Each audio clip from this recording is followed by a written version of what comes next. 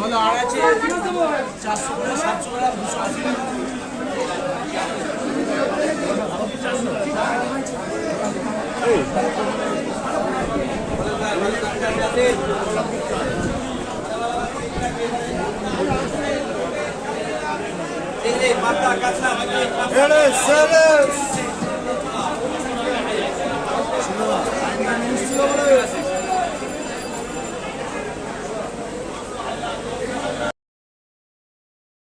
ডিম বেরিয়েছে, এই দেখো ডিম বেরিয়েছে, এই দেখো ডিম বেরিয়েছে।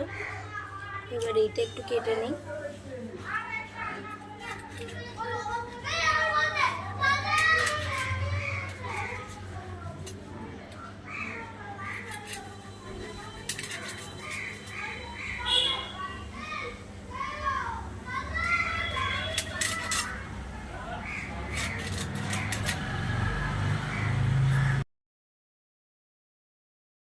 নুন, হলুদ, লঙ্কার গুঁড়ো, সামান্য একটু জিরা দিয়ে আর শেষে একটু সরষের তেল দিয়ে আমি মাখিয়ে রেখে দিচ্ছি। এটা আমি ইলিশ ভাপা করব বলে দিয়ে দিলাম। এবার আমি মেখে নেব একটু।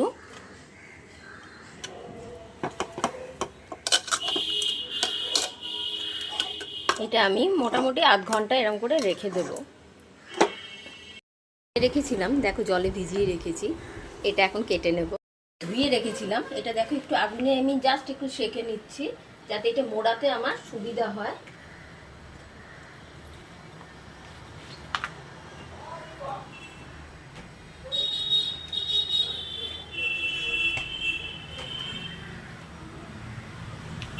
ভাত করতে সুবিধা হবে একটু নরম করে নিলে। আর এখানে দেখো শিলে আমি সরষা, পোস্ত,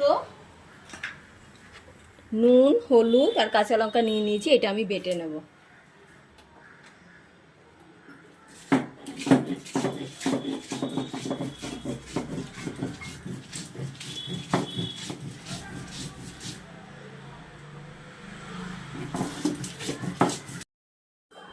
সরষাটা দেখো দিয়ে দিয়েছি আমি। এর মধ্যে আরেকটু কিছুটা আমি তেল দেব।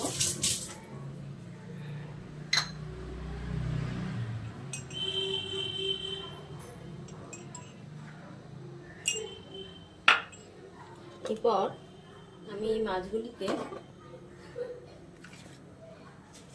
দেখো এইভাবে কলা পাতায় দিয়ে দেবো। এটা সামান্য একটু জল দিয়ে আমি ধুয়ে এটা দিয়ে দেবো। একটু মুড়িয়ে দেবো আমি এইভাবে। আমি দেখো মুড়িয়ে দেবো। আছে পাতা,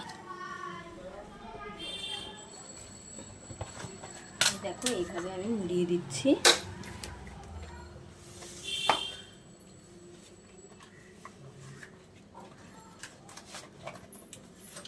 মুড়িয়ে আমি একটু সুতো দিয়ে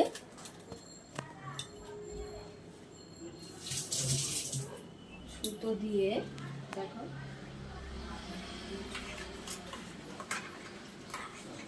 যাতে খুলে না যায়, দেখো এটাকে সুতো দিয়ে বেঁধে দিচ্ছি।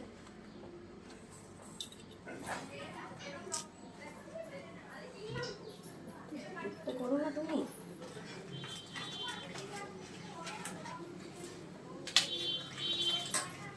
এটাকে ভালো করে বেঁধে খালি দিতে হবে। এইবার দেখো একটা সাইড আমার হয়ে গেছে, আমি এই আরেকটা সাইড আমি উল্টে দিচ্ছি, দিয়ে আবার আমি ঢাকা দিয়ে দেবো। এটা মোটামুটি আধ ঘন্টা লাগে। এরকম এটা স্লো আঁচ, কম আঁচ করা আছে, কম আঁচে এটা করতে হচ্ছে। আমি গ্যাসটাকে বন্ধ করে রেখে দেব। দেখো এবার এটাকে আমি খুলছি, কি অবস্থা আছে একটু দেখি। এই দেখো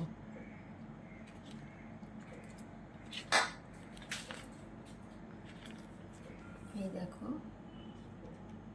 মাছগুলি সেদ্ধ হয়ে গেছে।